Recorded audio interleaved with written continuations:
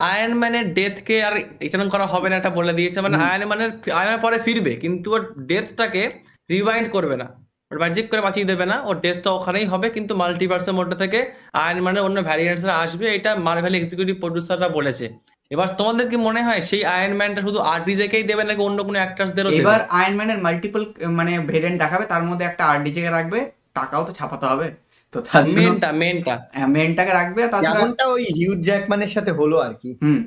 না আমি কি বলছি বলো তো, যদি ঠিক আছে আরডিজে কে আনলো, কোনো অসুবিধা নেই আমার, কিন্তু আরডিজে কে আনবে যেই ভ্যারিয়েন্ট সেটা সব থেকে বেস্ট হওয়া লাগবে, যেহেতু ওস্ট মেন আয়রন ম্যান ওই অ্যাক্টারটা মেন।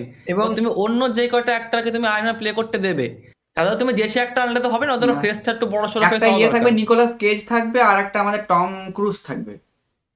দেখো এবং নিকোলাস, ওদের কি, আচ্ছা একটা কথা বলি, বলো ওদের বলো। কি মনে হয় আরডিজে যে আয়রন ম্যানের অন্য ভেরিয়েন্টটা প্লে করবে সেটা ইভিল হলে ভালো হবে না গুড? এবার কারণ ইভিল দরকার। আয়রন ম্যানের রিভিল করবে না, হ্যাঁ রিভিল করবে না, রিভিল হ্যাঁ করলে পুরো আরডিজে জিনিসটা ভার্সনটা পাল্টে করবে যাবে। না, কিন্তু আয়রন ম্যান বা টনি স্টার্ক কিন্তু ইভিল হতেই পারে হুম। খুব স্বাভাবিক। হ্যাঁ সে তো অবশ্যই, আমি আমি সেটা সুপিরিয়ার বলছি না, আয়রন আমি ম্যানকে বলছি কি দেখিয়ে দিলেই আরডিজে সে কে এনে, ইভিল হয়ে যাচ্ছে সেখানেই।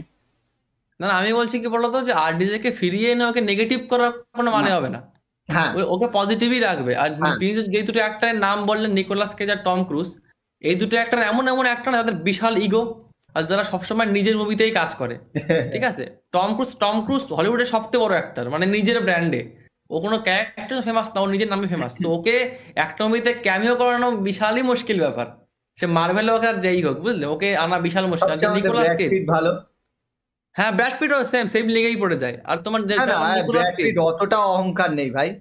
অহংকারের কথা বলছি না, আমি লিগ বলছি, লিগ মানে হুম। ফেমাসে। আর যে নাম্বার নিকোলাস কেজ, ও একটা ইন্টারভিউতে বলেছিল যে তোমাকে কি মার্ভেল থেকে এখন কোনো রোল অফার করেছে, ও বলছে আমি নিকোলাস কেজ, আমার কোনো প্রয়োজন নেই। ও ঠিক আছে, বাবা। না বুঝতে নিকোলাস পেরেছো? কেজ তো ডিসিতে কিছুদিন আগে ক্যামিও করলো না? হ্যাঁ, হ্যাঁ ক্যামিও, সুপারম্যান। ওটাই তো বলছি, ও ক্যামিও করেছে, কিন্তু ওই সেম মেন্টালিটির লোক, যে সহজে আসবে না, সেরাম রোল সেরাম ইম্পর্টেন্স দিলে আসতে পারে। সুপারম্যান দিয়েছিল বলে চলে এসেছিল। তাই এখানে আয়রন ম্যান কি ইম্পর্টেন্ট হ্যাঁ নয়? হ্যাঁ ওটাই বলছি, আনা যায়, আনা যাবে না এমন না, নিকোলাস কিন্তু কেজকে খাটতে হবে। স্পাইডারম্যান দিয়ে দিলেও সে চলে আসবে, ফেমাস ক্যারেক্টার। এখন তো কাজ পায় না, এখন চলে আসতে পারে ঠিক, বুঝলে।